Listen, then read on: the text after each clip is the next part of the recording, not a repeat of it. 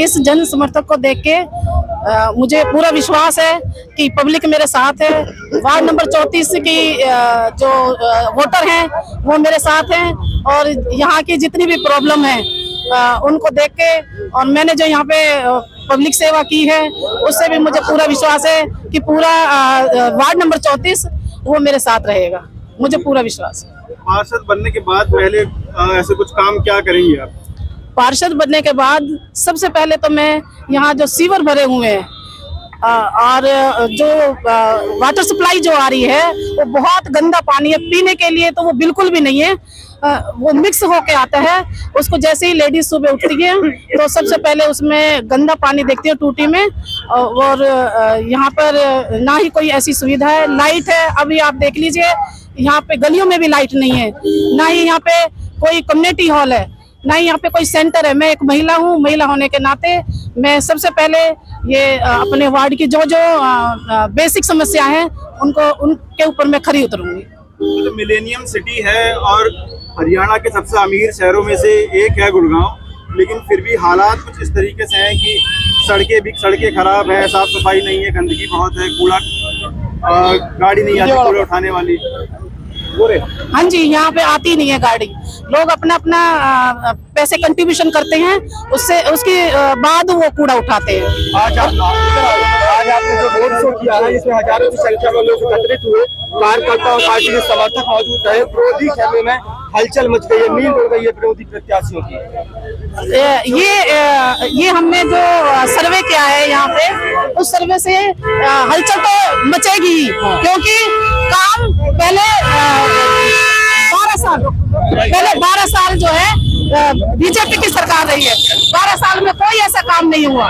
मैं ये पूरे विश्वास दिलाती हूँ कि जनता का पूरा समर्थन मेरे साथ है और मैं ये काम पूरा करके दिखाऊंगी। हाँ जी, बिल्कुल 101%।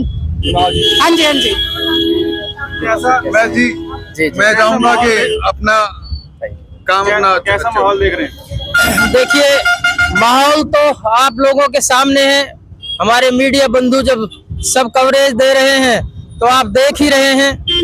जो हमारे वार्ड के साथ जो दोगलापन नगर निगम ने किया, सरकार ने किया, वो 15 साल हो गए हमारे वार्ड वासियों को भुगतते भुगतते। अब आप लोगों ने देखा है, हमारे वार्ड वासियों ने डिक्लेयर कर दिया है, चुनाव जब 2 मार्च को होगा तो होगा।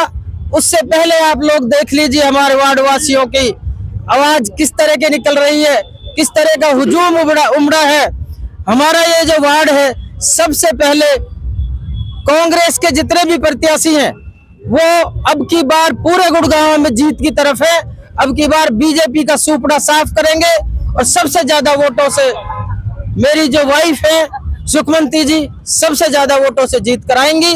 हमारे साथी हैं मनीष खटाना जी, हमारे साथी हैं पंकज डाबर जी। उन्होंने गुड़गांव में इतनी मेहनत कर रखी है, 15 साल से 20 साल से लगे हुए हैं, लेकिन बहुत बार लोगों को, गुड़गांव के वासियों को गुमराह करके बीजेपी ने धोखा दिया है। अब की बार पूरी गुड़गांव की जनता कांग्रेस के साथ है और हमारा मेयर बनने जा रहा है सीमा पाहूजा जी, गुड़गांव की मेयर होंगी और गुड़गांव के नए विकास की तरफ हम लोग चलेंगे। गुड़गांव जिस तरह मिलेनियम सिटी कहते हैं, असली में गुड़गांव को मिलेनियम सिटी बनाने का काम कांग्रेस करेगी। बीजेपी लगातार दावा करेगी क्योंकि उसकी केंद्र में सरकार है, राज्य में सरकार है। बीजेपी दावा कर रही है कि ट्रिपल इंजन की सरकार बनाएगी, निगम में भी सरकार बनाने जा रही है बीजेपी। देखिए, ट्रिपल इंजन की सरकार बार बार बात आती है, मैंने भी कई बार देखा है। उनको अपने एक इंजन पे विश्वास नहीं है, फिर उन्होंने दूसरा इंजन लगा दिया, उसके ऊपर भी विश्वास नहीं है, फिर वो तीसरा इंजन लगा रहे हैं, उसके ऊपर भी विश्वास नहीं है। मैं कहता हूं बीजेपी की सरकार को, भाई आपके बस की देश को चलाना नहीं है, कांग्रेस को दोबारा सौंप दीजिए। जो कांग्रेस ने बनाया था आज तक, इस देश को जहां लाकर खड़ा किया था, आप बेचते बेचते बेचते बेचते आज सारे देश को बेच गए।